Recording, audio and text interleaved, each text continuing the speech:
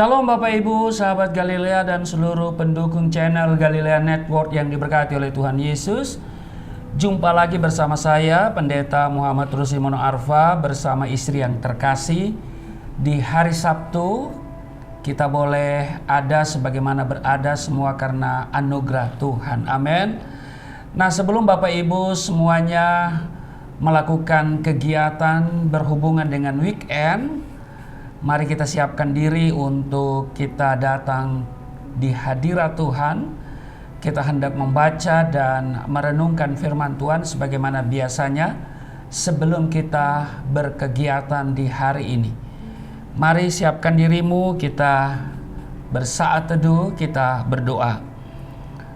Allah yang Rahman dan Rahim, pencipta langit dan bumi dan dengan segala isinya, Allah yang kami kenal, kami sembah di dalam nama Tuhan Yesus. Kami datang di hadapan-Mu mengucap syukur buat kebaikan Tuhan yang mengantar kami sampai pada saat ini di akhir pekan. Dan terima kasih Tuhan untuk penjagaan, penyertaan dan berkat-Mu, pemeliharaanmu di sepanjang minggu yang sudah kami lewati. Dan secara khusus Engkau yang sudah menjaga, memberkati istirahat tidur kami di sepanjang malam yang telah berlalu. Dan karena itu sebelum kami berkegiatan di hari ini, kami akan baca dan renungkan firman-Mu. Urapi kami, buka hati pikiran kami. Kiranya Roh Kudus menyingkapkan segala rahasia kebenaran firman-Mu. Sebab itu urapi hamba-Mu yang tidak ada apa-apanya. Di dalam nama Tuhan Yesus, haleluya, amin. Bapak Ibu, kita akan membaca dalam Lukas pasal 9 ayat 10 sampai dengan ayatnya yang ke-17. Istri saya akan membacakan bagi kita semua. Lukas pasal 9 ayat 10 sampai 17. Yesus memberi makan 5.000 orang. Sekembalinya rasul-rasul itu menceritakan kepada Yesus apa yang telah mereka kerjakan. Lalu Yesus membawa mereka dan menyingkir ke sebuah kota yang bernama Betsaida, sehingga hanya mereka yang bersama Dia. Ayat 11, akan tetapi orang banyak mengetahuinya, lalu mengikuti Dia. Ia menerima mereka dan berkata-kata kepada mereka tentang kerajaan Allah, dan Ia menyembuhkan orang-orang yang memerlukan penyembuhan. Ayat 12, pada waktu hari mulai malam, datanglah ke-12 muridnya kepadanya dan berkata, suruhlah orang banyak itu pergi, supaya mereka pergi ke desa-desa dan kampung-kampung sekitar ini untuk mencari tempat penginapan dan makanan. Karena di sini kita berada di tempat yang sunyi. Ayat 13, tetapi ia berkata kepada mereka, kamu harus memberi mereka makan. Mereka menjawab, yang ada pada kami tidak lebih daripada 5 roti dan 2 ikan, kecuali kalau kami pergi membeli makanan untuk semua orang banyak ini. Ayat 14, sebab di situ ada kira-kira 5.000 orang laki-laki.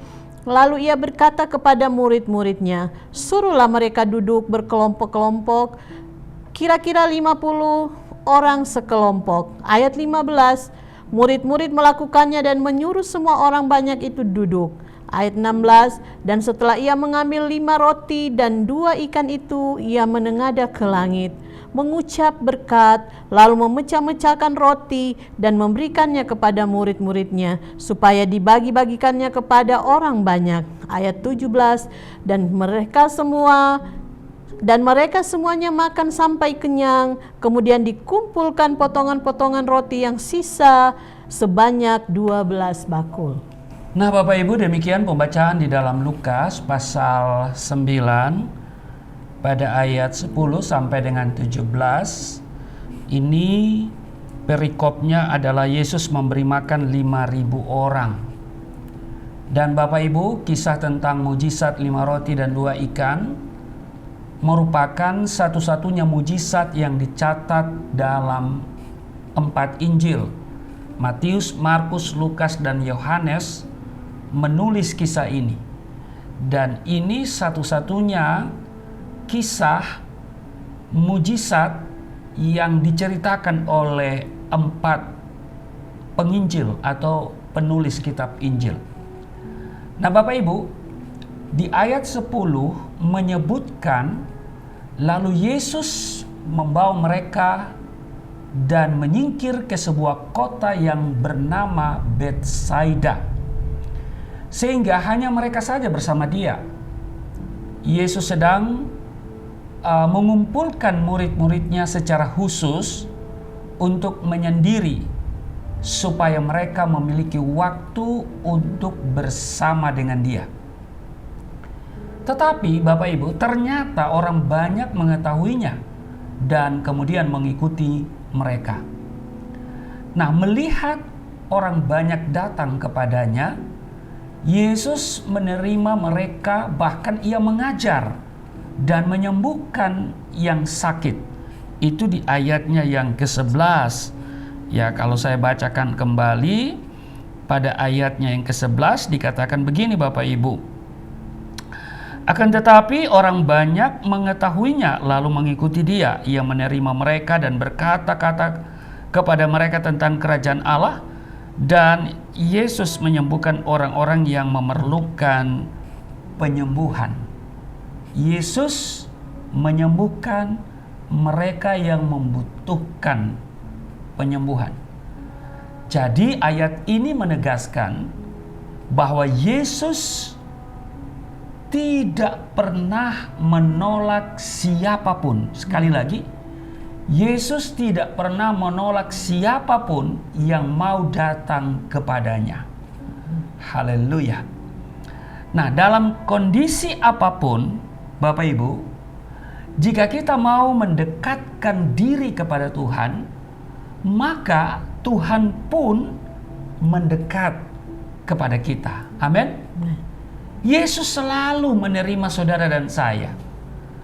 Nah, dalam ayat 12 dikatakan, pada waktu hari mulai malam, datanglah ke-12 muridnya kepadanya dan berkata, suruhlah orang banyak itu pergi, supaya mereka pergi ke desa-desa dan kampung-kampung sekitar ini untuk mencari tempat penginapan dan makanan. Karena di sini kita berada di tempat yang sunyi. Nah, jadi dijelaskan bahwa di ayat 12 mulai terjadi yang namanya masalah. Apa Bapak Ibu? Masalah. Nah, di satu sisi Tuhan Yesus tidak pernah menolak orang banyak yang datang mendekat kepadanya. Tetapi di sisi lain, orang banyak itu perlu diberi makan.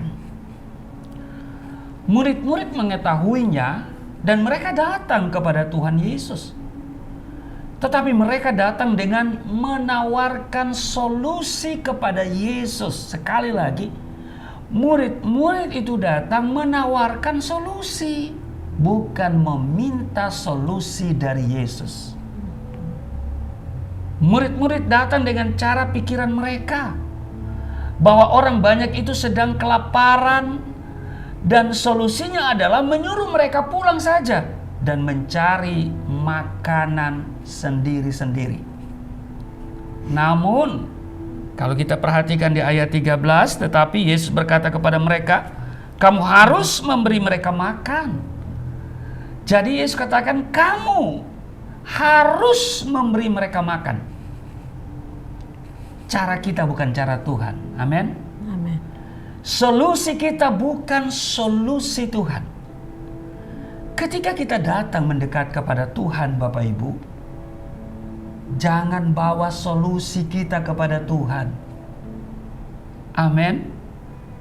Waktu kita datang kepada Tuhan, sekali lagi saya tegaskan, jangan bawa solusi kita, tetapi biarkan Tuhan memberikan pewahyuan yang jelas kepada kita.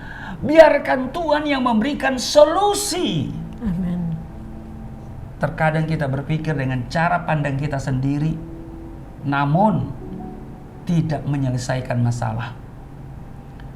Tetapi kalau Tuhan yang menyelesaikan masalah, semuanya pasti dan pasti akan mendatangkan damai sejahtera dan kemuliaan. Amin. Nah, jika Tuhan yang menyelesaikan masalah, maka setiap orang akan diteguhkan imannya. Mereka akan semakin mengasihi Tuhan dan menempatkan diri dengan kuat di dalam Tuhan. Sebaliknya, kalau kita datang kepada Tuhan dengan cara kita sendiri, maka kita akan memperoleh yang namanya kekecewaan dan kemudian mulai meragukan kuasa Tuhan. Yesus tidak menyuruh orang banyak itu pergi. Perhatikan itu. Tetapi Yesus menyuruh murid-muridnya untuk memberi makan mereka semuanya. Bapak Ibu, ayat ini memberi pewahyuan kepada kita bahwa kitalah yang disuruh Tuhan untuk memecahkan masalah yang ada di dunia ini. Kita yang harus memberi makan dunia. Amin. Namun kebanyakan kita malah bergumul dengan dunia kita sendiri. Oleh sebab itu, Bapak Ibu, sahabat Galilea yang diberkati oleh Tuhan Yesus, mari bergerak dengan caranya Tuhan. Amin. Mari bangun kerohanian kita dengan caranya Tuhan. Sebab orang dunia perlu kita beri makanan rohani. Kita ini sedang memegang bakul kelimpahan secara rohani. Sehingga kita harus pergi kepada orang dunia dan beri mereka makanan rohani. Bapak Ibu, di sekitar kita banyak orang yang sedang merasa lapar. Bukan oleh nilai-nilai jasmani, tetapi lapar secara rohani. Gereja Tuhan harus masuk ke dalam dunia dan mengubah dunia dengan memberi makanan rohani. Kalau kita baca di Matius pasal yang ke-5 ayatnya yang ke-6, apa yang dikatakan di sana oleh Tuhan Yesus, ya. Matius pasal 5 ayatnya yang ke-6. Berbahagialah orang yang lapar dan haus akan kebenaran, karena mereka akan dipuaskan. Nah, Bapak Ibu, berbahagialah orang yang lapar dan haus akan kebenaran. Amin. Karena mereka akan dipuaskan. Hanya orang yang memiliki rasa lapar akan Tuhan yang akan dipuaskan, Bapak Ibu. Kalau hari-hari ini kita sedang tidak puas dengan kerohanian kita, maka kita harus menyelidiki, masihkah kita lapar akan Tuhan? Masihkah kita memiliki pengajaran yang kuat kepada Tuhan? Kadangkala untuk membuat kita punya rasa lapar secara rohani, Allah sengaja membuat kita mengalami lapar atau kekurangan secara jasmani dengan maksud supaya rasa lapar akan Tuhan itu tidak pernah berhenti di dalam kehidupan kita, sehingga kita mengerti bahwa hanya Tuhanlah yang memberikan kepuasan. Amin. Nah, orang-orang di sekitar kita, Bapak Ibu, memiliki rasa lapar, tetapi mereka tidak tahu harus mencari kemana. Mereka tidak tahu bagaimana cara memuaskan rasa lapar rohani itu. Oleh sebab itu, mari Bapak Ibu kita semuanya, ya, mari kita beritahu dan kita beri mereka makanan rohani. Kita punya roti kehidupan yang bisa kita bagikan kepada mereka sampai mereka mengalami kepuasan di dalam Tuhan. Nah, karena itu Bapak Ibu, langkah praktis untuk mengalami mujizat Tuhan, mari kita lihat yang pertama, kalau kita belajar dari apa yang kita baca tadi, datang kepada Tuhan dan mengakui masalah yang ada. Amen. Itu yang pertama. Setelah Yesus menyuruh murid-muridnya untuk memberi makan orang banyak itu, dalam Lukas pasal 9 ayat 13 tadi, Tetapi ia berkata kepada mereka, "Kamu harus memberi mereka makan." Mereka menjawab, "Yang ada pada kami tidak lebih daripada 5 roti dan 2 ikan, kecuali kalau kami pergi membeli makanan untuk semua orang banyak ini." Nah, Bapak Ibu lihat. Jadi dalam Lukas pasal 9 ayat 13, Yesus kan menyuruh mereka, kamu harus memberi mereka makan.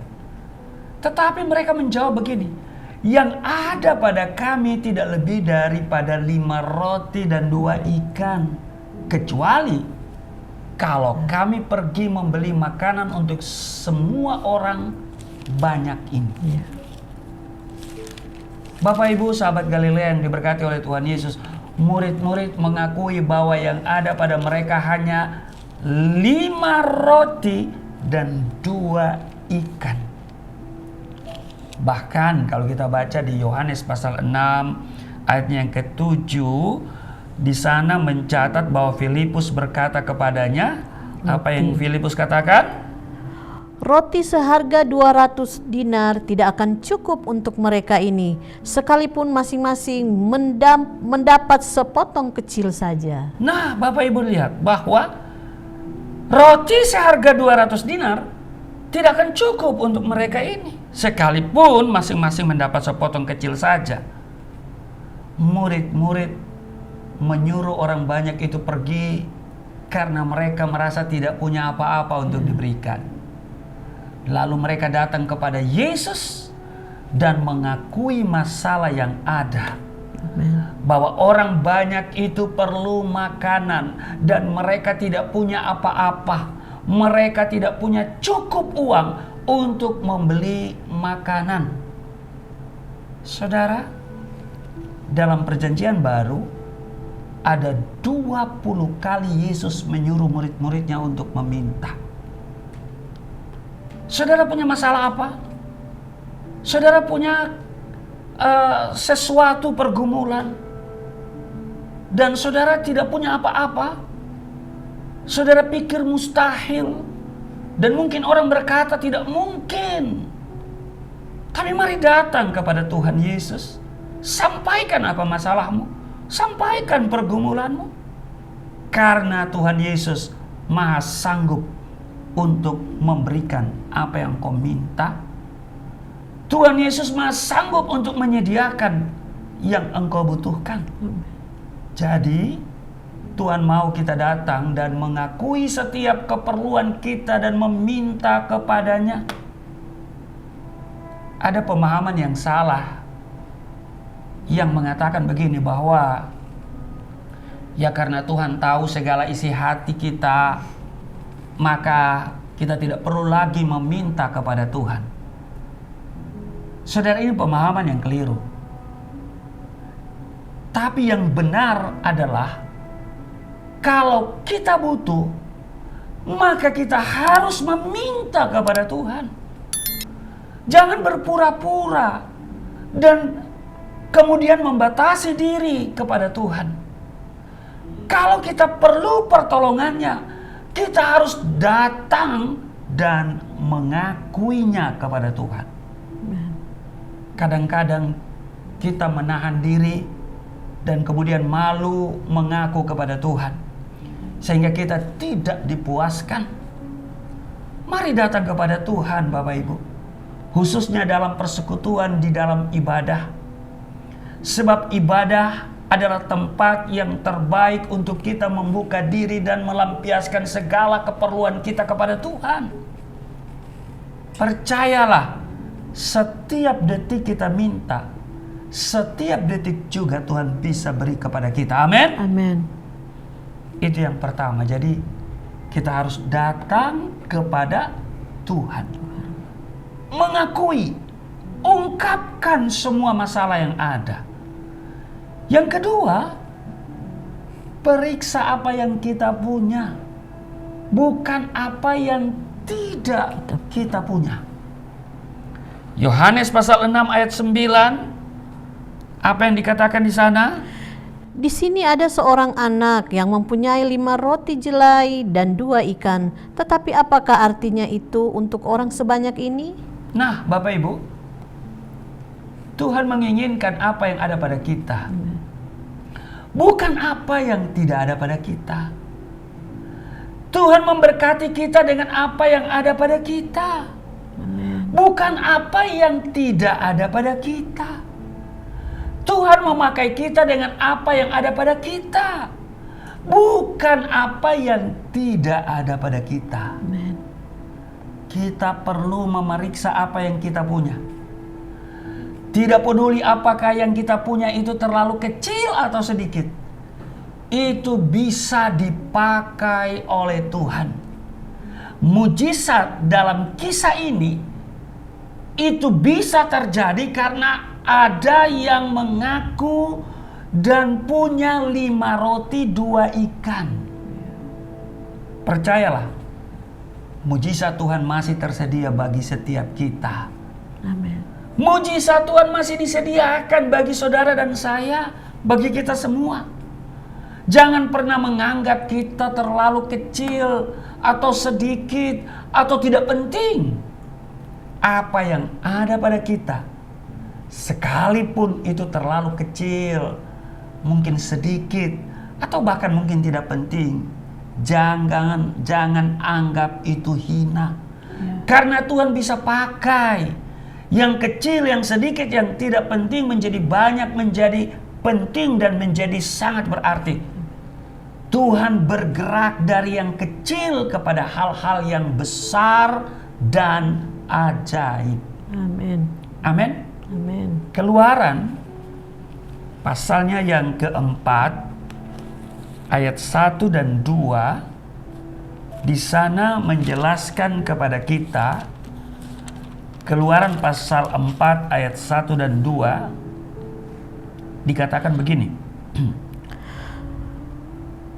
Lalu sahut Musa, "Bagaimana jika mereka tidak percaya kepadaku dan tidak mendengarkan perkataanku, melainkan berkata, Tuhan tidak menampakkan diri kepadamu."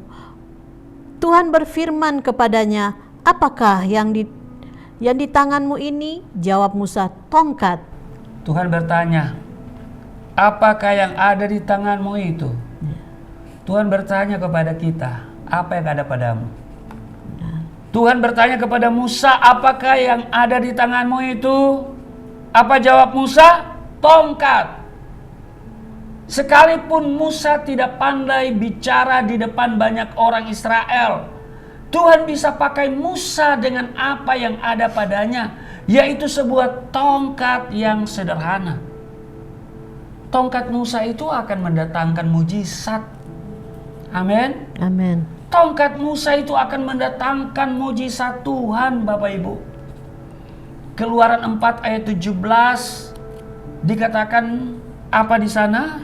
Dan bawalah tongkat ini di tanganmu, yang harus kau pakai untuk membuat tanda-tanda mujizat. Nah, bawalah tongkat ini di tanganmu, yang harus kau pakai untuk membuat tanda-tanda mujizat.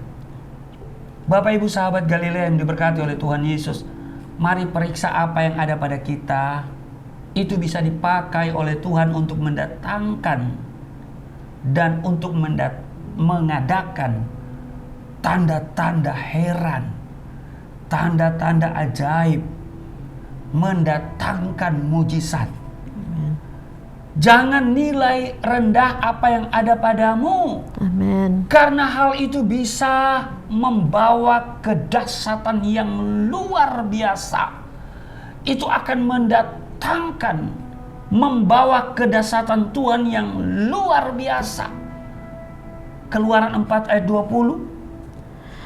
Kemudian Musa mengajak istri dan anak-anaknya lelaki, lalu menaikkan mereka ke atas keledai, dan ia kembali ke tanah Mesir, dan tongkat Allah itu dipegangnya di tangannya. Nah Bapak Ibu, tongkat, iya kan? Tongkat Musa yang sederhana itu telah berubah menjadi tongkat Allah. Kalau apa yang ada pada kita serahkan kepada Tuhan, maka hal itu akan berubah. Bukan menjadi milik kita lagi, tetapi menjadi miliknya Allah. Amin. Amin.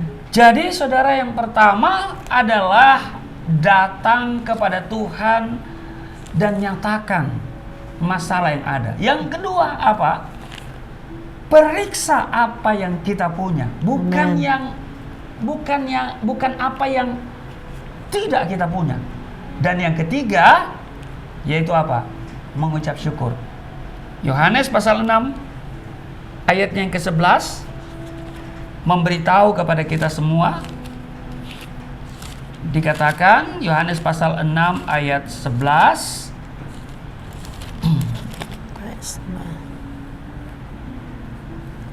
lalu Yesus mengambil roti itu, mengucap syukur dan membagi-bagikannya kepada mereka yang duduk di situ.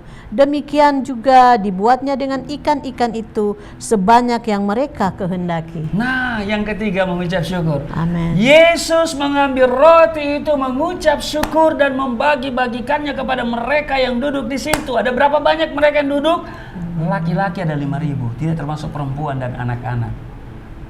Mereka bisa makan dengan kenyang dan masih ada sisa 12 bakul.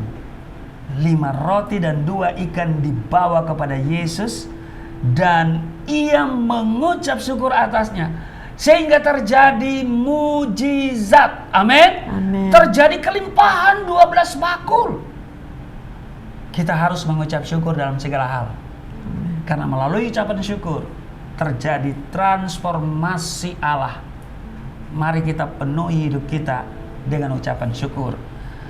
Jadi Bapak Ibu, mujizat masih tersedia bagi kita semua. Amin. Amin.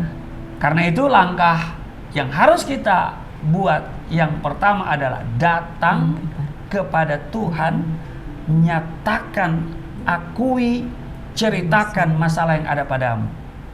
Yang kedua, periksa apa yang kita punya. Apa yang kita punya? Iman. Amin. Amin. Apa yang kita punya? Alkitab. Apa yang kita punya? Doa. Apa yang kita punya? Tuhan. Amin. Bukan apa yang tidak kita punya, saudara. Amin. Amin. Dan yang ketiga, mengucap syukur dalam segala keadaan. Mujizat pasti terjadi. Amin. Karena itu masih disediakan bagi Bapak Ibu, bagi saudara dan saya. Amin. Amin. Tuhan Yesus memberkati. Selamat berakhir pekan, selamat berkegiatan. Tuhan Yesus memberkati. Mari kita berdoa. Terima kasih untuk hari ini. Kami diingatkan bahwa mujizat masih tersedia bagi kami. Karena itu kami mau datang kepada Tuhan, mengakui segala apa yang kami butuhkan, masalah yang ada pada kami. Dan Tuhan akan memberkati apa yang ada pada kami. Karena itu kami melihat apa yang kami punya, sekalipun itu kecil, sedikit, tidak penting. Tapi kami tidak akan menganggap enteng hal itu.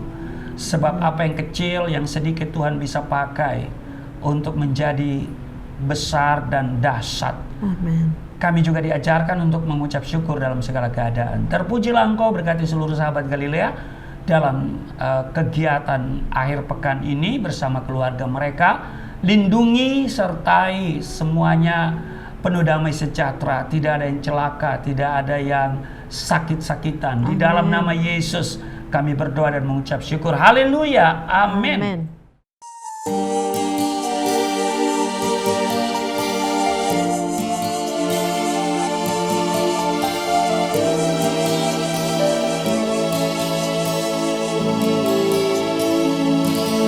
Bapa kami yang di surga, dimuliakanlah nama-Mu.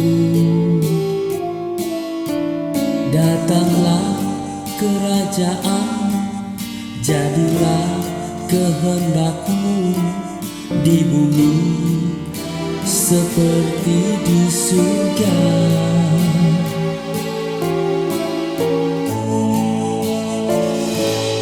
Berikanlah kepada